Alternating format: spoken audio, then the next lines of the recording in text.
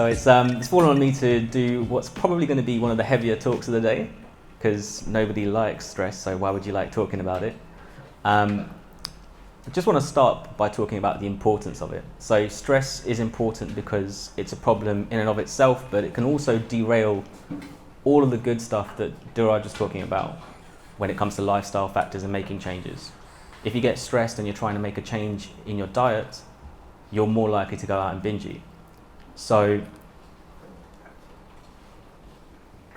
when we're thinking about the scale of this problem, there's two problems really. There's the mental health issues that are caused by stress, which 1/3 of this room are going to experience over the course of their lifetime. So that was a statistic that was widely publicised by Mind in Mental Health Awareness Week earlier this year. Obviously it's Global Mental Health Week as well. There's a lot of awareness generating that's going on, but that's the main stat that's been bandied around. So the mental health issue is a problem in itself, but even the lucky people who don't have a mental health problem are still going to be encountering stress. So if you don't enjoy it, then why do you want it? And if it's influencing all of the other lifestyle all of the changes that you're wanting to make and you living your best lifestyle, then it's still worth addressing. So it's not really just about that third, it's pretty much about everyone. So what do we actually mean by stress? Just a quick raise of hands, who would say that they experienced some sort of stress in the last week? Okay, so that's pretty much everyone, right? So I wasn't lying when I said it applies to everyone. So what do you actually mean when you say that? When you say I was stressed out this week, just quickly sort of shout out, what do you think you mean? Unhappy? Overwhelmed, haven't got time? Anxiety, pressure. Deadlines. Weather. I think it's been a good week. So there's a lot of things there, right? But a lot of those are feelings and very much about our experience. One of those things was an external thing, actually two of them, deadlines and weather. So stress itself is an experience that you have internally, and it breaks down to these three areas. So one's the physical, one's the emotional, one's the mental. So physically there's tension and fatigue, you can feel that in your body. Emotionally you feel when you're restless. There's just something up, you're just kind of itching and you can't really sit still.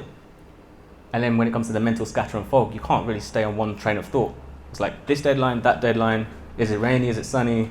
Maybe both things, I don't know. But there's just all of the thoughts all at once.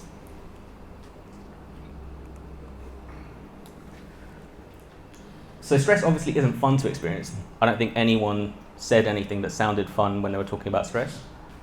But it also hurts our immune system. So there was a study done by the Institute for Heart Math, and they do a lot of interesting work, but this particular study said that even a 5-minute episode of anger is so stressful that it can impair our immune system for more than 6 hours. So if you spend 15 minutes fuming about something, your immune system's knocked out for most of your waking day, and you're going to spend your night recovering. It's not really very helpful. Even 15 minutes is pretty crazy. So obviously stress is something that we don't want, but it's an internal experience. So it's not really anything to do with the outside world, it's how we're processing it. So this is what's actually going on with stress. This is something that I don't think is really very well understood and very well broken down. So stress is actually caused by what you perceive as a threat around you, and it persists until you're away from it. So there's a stressor in the environment. So if you look at classic caveman, it's going to be real threats. So whatever's going on in terms of natural disasters, whatever lions or tigers are trying to eat you, I don't know. But in this case, I've selected fire because that's probably the only real modern day threat that we can encounter, right? So something's going on in your environment, you observe it, you understand that it's dangerous. Sometimes that happens so fast, you don't have to really process it, and that's where your instinct kicks in. You feel that stress as thoughts and emotions in your body, and then you take action until that threat's disappeared. So the action that you're going to take in this case is obviously escaping the threat. You're not going to try and fight the fire. If it's a tiger or something, you might try and fight that. So that's where the fight or flight response that people hear about, really, that's what we're talking about. That there's something going on outside of you which is triggering a fight or flight response inside of you. So is that, because this is quite important, I just want to check that that's clear to everyone, that there's a difference between the stressor and the stress which is inside. Does that make sense to everyone, or does everyone kind of not really clear on why that's important. Okay, so now that we're clear on it, there's two things. The key thing here is that it's a perceived threat. So there's that stressor in your environment, but then what happens if it's something that is in your imagination? So I've picked Gmail here. You might be using Hotmail or Outlook or something else, but emails are a threat that you can think about at any moment, and they don't go away. They're always there. There's always a threat of an email coming in, threat of a deadline coming in, like just some extra work that you have to do, ruin your weekend. So that sort of stress, there's always a threat of it, and you can always call upon it in your mind at any point in time. It has the same physical reaction. You can literally even just think about emails or think about file. For some people who have phobias, they can think about a spider, and it will trigger that same physical response. And that's how powerful your mind is, that whatever you perceive becomes your reality. So obviously that's not really very useful, because we can't retreat from things that we're constantly absorbed in our imagination. We can't retreat from the emails, and we don't really want to, because if you want to thrive in the work environment, then you need to actually be able to deal with those things rather than have this itch to run away from them all the time. So there are two ways of dealing with stress. One is to run away. That's typically what people think of as de-stressing. The other way is to change your stress response, change how you are processing whatever that perceived threat is. So the thing that you're thinking of as a threat, how can you change your perception of it so that it's no longer a threat? If you're able to do that, then your ability to perform declines. So that's all that triangle is really showing, that on the left-hand side, you're interpreting something as a threat, and it's really stressful. On the right-hand side, you're not seeing it as a threat, and you remain calm. So what's important to remember here is this is what we experience stress. So on the far right-hand side, there's no physical tension, there's no mental scatter, and there's no emotional unrest. So what then is there?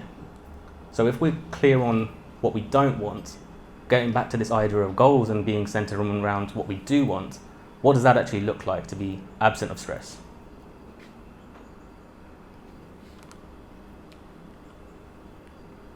So I call flow, I call the opposite of stress flow. And this is simply just the opposite in those three angles. So physically, you go from being fatigued to energized. Emotionally, you go from feeling restless to being just ease, just stillness. And then mentally, there's clarity. So there's not competing thoughts, there's space, and you can select a thought. So I think that sounds great, right? I mean, everyone agree that sounds pretty ideal?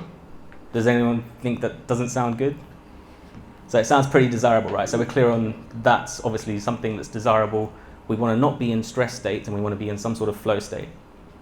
So now that we have a goal, we have the complete picture. So regardless of whatever's going on outside of us, we want to be able to shift what's going on inside of us away from that stress response, creating space so that flow emerges. And that's when then we are able to just deal with anything. That's when you become resilient. That's when you have strength to do whatever, because all of your attention is not on the threat, all of your attention is on whatever you choose to place your attention on. So now the question is, well, how do you actually do that? It sounds great, maybe you don't believe that it's possible, but essentially if we break it down again to those three buckets, that there's a physical, there's the emotional, and there's the mental, and really think about these as three facets of you. Sometimes you're in your head, sometimes you're in your emotions, this is how you feel, and emotions sometimes we don't always really process them, we don't really get in tune with them, but we're used to to blocking them really, but they're always there. And then sometimes you're in your body, and quite often again we just are stuck in our heads and we don't like getting into our body, because then you're really conscious to where you're holding all of attention, where all the aches and pains are. So you want to be able to change all of these things, and that's basically it. That is the key. If you change your physiology, if you change your emotions, and if you change your thoughts, there has to be a change in your state. And no, not yet. So this is where a lot of different techniques come in, but all of the techniques that I'm familiar with and that I use with, whether I'm doing client or facing work, or or even an open forum like this, they're always centered around one of these 3 buckets. And whichever technique is most relevant to you at this point in time is going to be relevant to what is the most elevated aspect for you. So if you just go back to that point you were stressed earlier in the week, and just think about, what were you most present to? Were you most present to the thoughts that were stressful? Were you most present to the tension? Maybe it was aches and pains. Or were you most present to the emotions, that something had happened and regardless of what you tried to switch your attention to, you were just feeling a certain way? That's the thing that you need to focus on first in order to change your state. And then we get into techniques. So today I'm not going to give an overwhelming number of techniques, but I'm going to give one for each of those buckets and just tie them into a little routine that you can use minimum of 6 minutes just to sort of start off the day, and up to, I would say, around 15 minutes. So we'll start off with, how do you change your physiology? So this technique is something called box breathing, and it's something that's advocated by a lot of US Navy SEALs. So basically what it does is it regulates your autonomic nervous system. And that's useful because that system regulates things like your temperature, things like your blood pressure. So it stands to reason that if you breathe better and it slows down your autonomic nervous system, that you're going to have more oxygen, more energy, and you're going to feel just less restless. So those are the benefits on the left-hand side. It can even be useful with insomnia and pain management as well, really slowing down everything. We're not used to slowing down.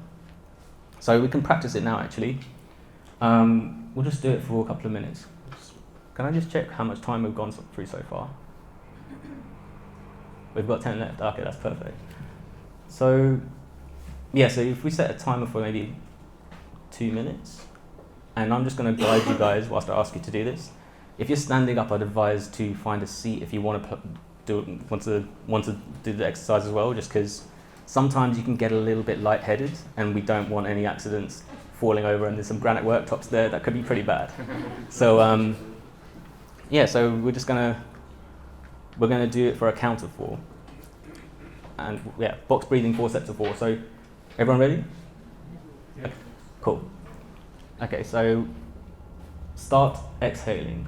So exhale, 2, 3, 4, hold, 2, 3, 4, inhale, 2, 3, 4, hold, 2, 3, 4, exhale, 2, 3, 4, hold, 2, 3, 4, inhale, 2, 3, 4, hold, 2, 3, 4, exhale, 2, 3, 4, hold, 2, 3, 4, inhale, 2, 3, 4, hold, 2, 3, 4, exhale, 2, 3, 4, hold, 2, 3,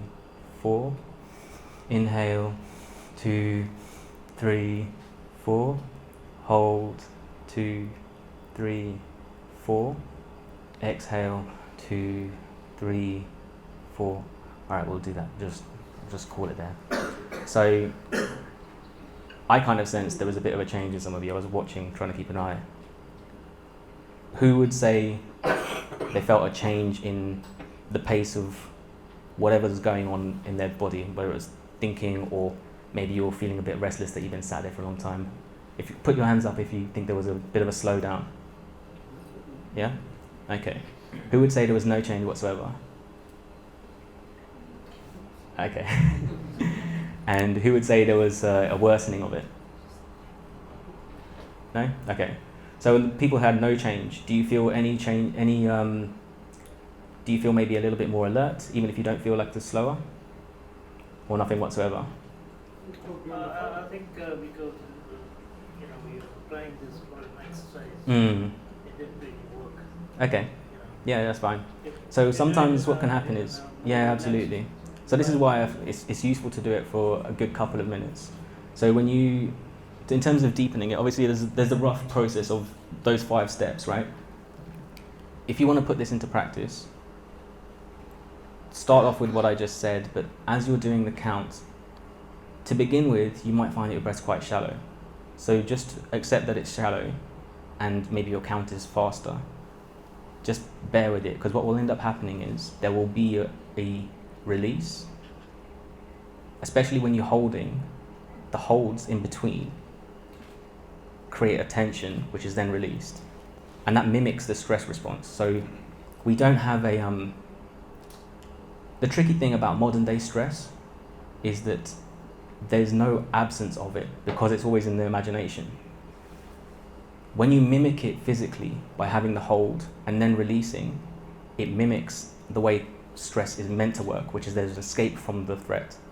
And that's why it ends up regulating. So you've got to be patient with it quite often, but within a couple of minutes you should notice a change. So usually between 2 and 5 minutes is good enough. And the good thing about this technique is wherever you are, sat here, watching television, sat at work, you can use this. It's such an easy technique. There's a lot of other breathing methods, that pranayama if you're into Ramdev or any of these other things, but they're very aggressive. They're not something that you can use in your day-to-day. This is very actionable. You can use it literally wherever you are. But it will take a little bit of patience. And that's also, interestingly, patience is on the flow side and impatience is on the stress side. So when you're being impatient, try to just watch that and notice that that's what's going on. So that's the box breathing.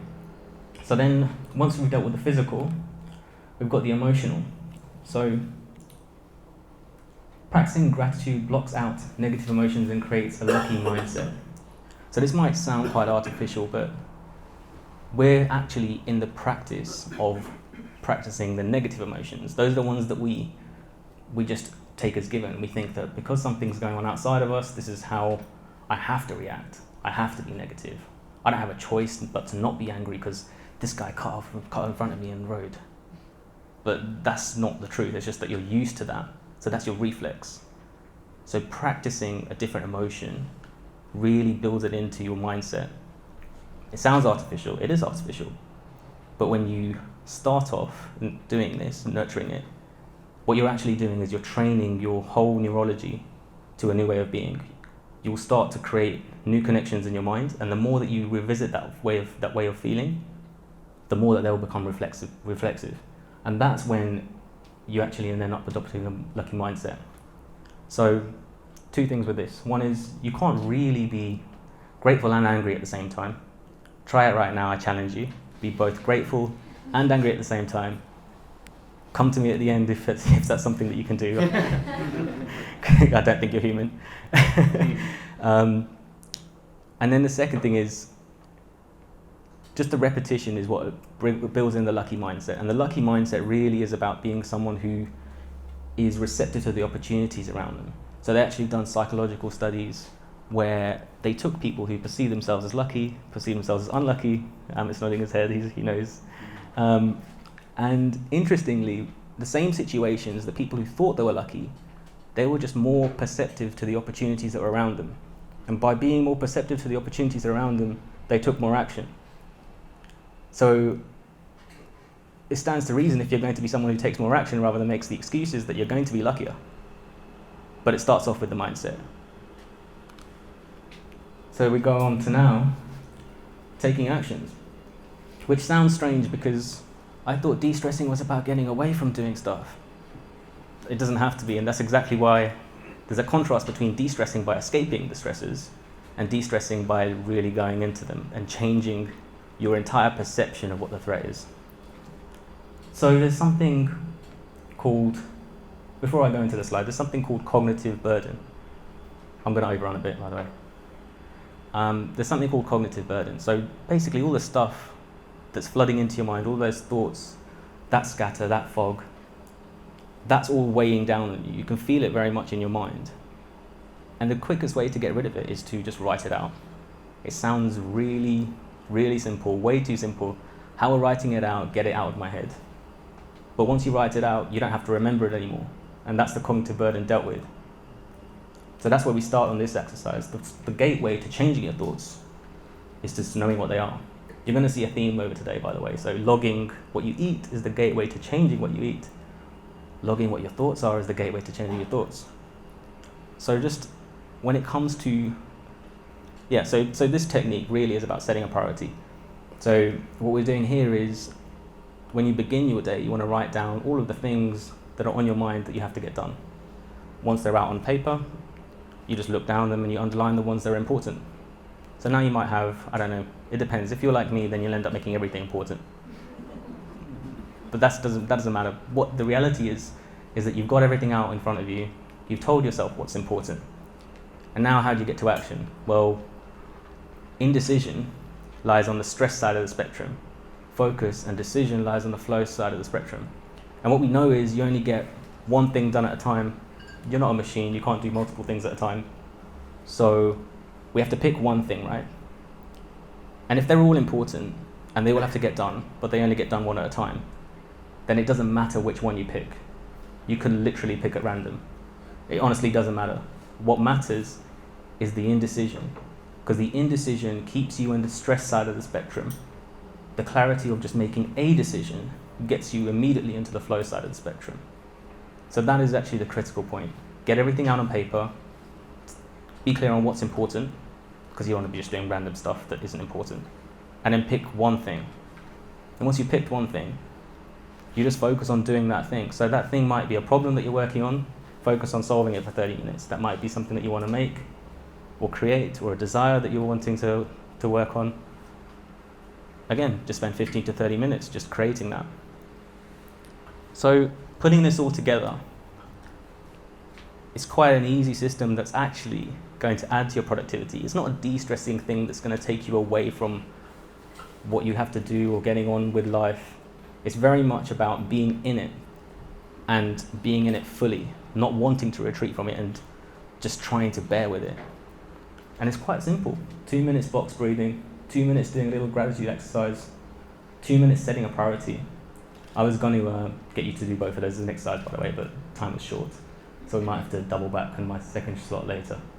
But so 2 minutes on each of those, and you've basically got a 6-minute way to start your day, which will change how you perceive everything in your day. And you can just go around the loop, because once you've completed the thing that was your priority, spend another minute regrouping, getting your energy levels up, spend a minute recognizing that, hey, I actually did something productive for those 30 minutes. I'm grateful for that. Spend another minute, spend 2 minutes just defining what the next priority is. So if you actually just go round this loop over and over again, you might actually find productivity levels go through the roof. It's not a way of de-stressing that's about retreating and trying to get away. So I'm all about making things a habit. So to make this basic flow a habit, so that's what I call it, by the way, I kind of skipped over that. I call this process a basic flow. I've put together a little mini course which also provides daily reminders. So you're only taking 6 minutes out of your day, but signing up for reminders will trigger you to actually do that. And if you forget the techniques, obviously there's quite a bit of information on those last few slides as well. Having that sent to you on a daily basis, if that's something that you would like and you'd like to put that into action, then you can sign up at that link. And if you've already put your email addresses down, then we'll send this to you anyway, so you don't have to remember that. So that's basically that. Has anyone got any questions?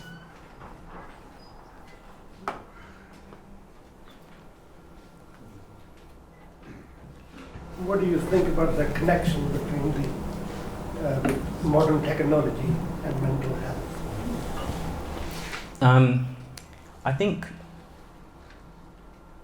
I'll break it down using the same model, which is there is something outside of you.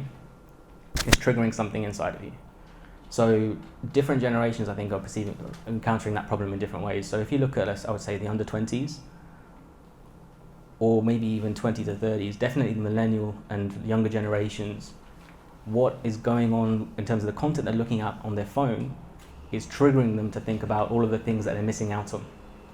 And thinking about the things that you're missing out on, what you're not doing, and making you feel like you're not doing enough or you're not already enough, is pulling you back into that mental scatter and the fog. So again, there's two ways of doing this. There's getting rid of the stressor. I'm not going to look at my phone, I'm going to delete Facebook, delete Instagram. Or there's realizing what your perception of that is. So there are other ways of journaling as well. So I've gone through the prioritization way of doing it. But once you're clear on what matters to you, you won't look at your phone anyway. So it's really about shifting your focus. When you shift your focus away from those things that you realize are disruptive to you, then that's kind of the gateway of the changes that will trickle out of that. I don't believe in this idea of there are bad influences and good influences, and I'm a passenger. This is about, we titled it Learning to Navigate, right? So this is very much about, if I set the destination, then I will just figure out a way to get there.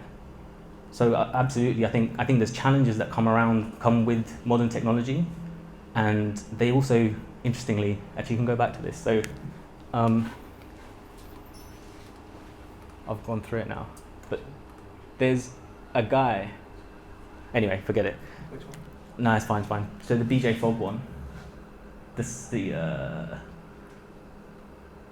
don't worry about it, it's fine. I think I'll bring it back in later. So the stuff that we're working with here, the idea of creating habits, is something that they are trying to do in the technology products themselves. So the same mechanisms that they're using to get your attention,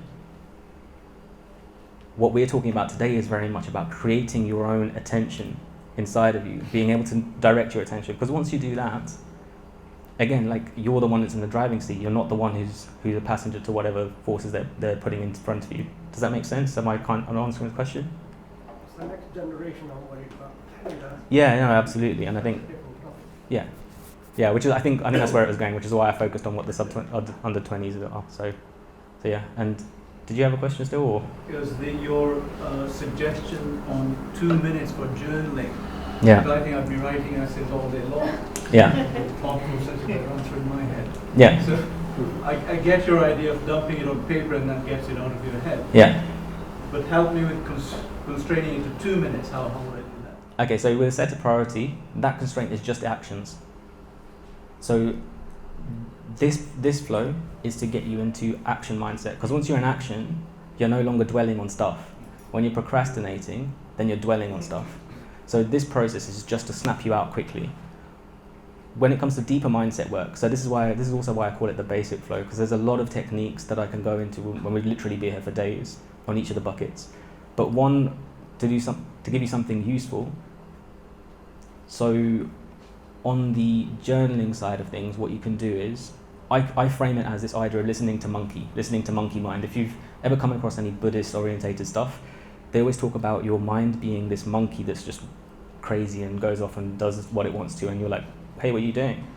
And so the idea behind this form of journaling is just open up a page, could be a note on your phone, and you probably are going to have to allocate about half an hour, to be honest.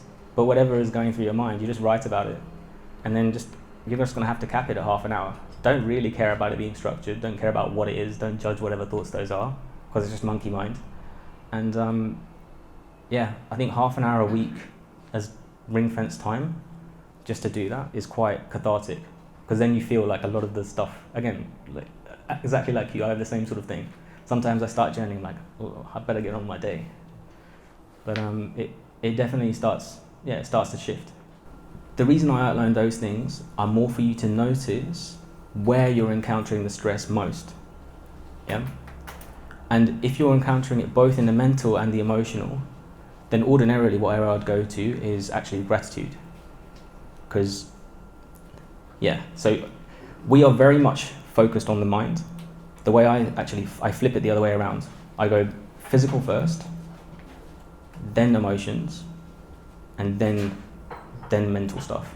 Because you're already engaged in your thoughts so much of the time, what you're actually neglecting are the other two things. So for someone who's got that sort of challenge, I don't know which one to disentangle, you're definitely thinking way too much. So you go straight to the emotional, or even start off with the physical. Because once you dial down your autonomic nervous system, suddenly you're like, oh, I don't know what I was thinking about. Okay, well, let's just focus on this emotion instead.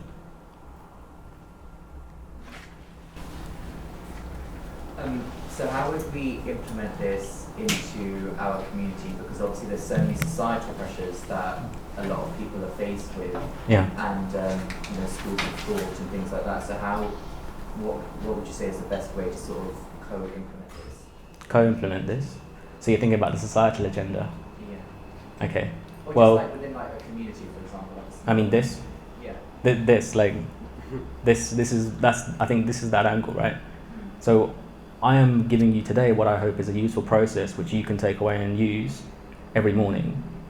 And if you can go away and practice that and you get the benefits of it, then you'll tell whoever is encountering stress, and that will just kind of trickle on, right? So I appreciate what you're saying. I think what it comes down to is these sorts of forums and people being vocal, people noticing when someone else is encountering stress and just saying, well, this helped me. You know, I think people, the theme of the day really, what it's going to come back to over and over again is people sharing their stories. So how did I come across all of this stuff? Well, I was in, as Dilraj was saying, I was in super stressful environments. So I had kids around me at university, some were having panic attacks, some were just had so much coffee, they had palpitations, were like jittering outside of the exam, barely made it in. And then I'm in the city in a like super aggressive job. No evening, I don't finish before 10 p.m. My worst week ever, I finished at 4 a.m. on a Friday night, Saturday morning. I mean, these are stressful environments, right? So, I mean, encountering these sorts of things is what leads you to then do the research, or at least you'll share with your friends of, like, I've had a pretty bad week.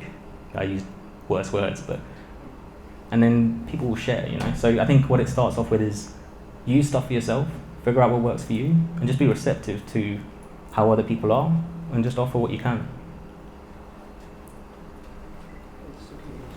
Yeah. In the corporate world, there are two things according to me. One is stress, Mm-hmm. and the other is pressure.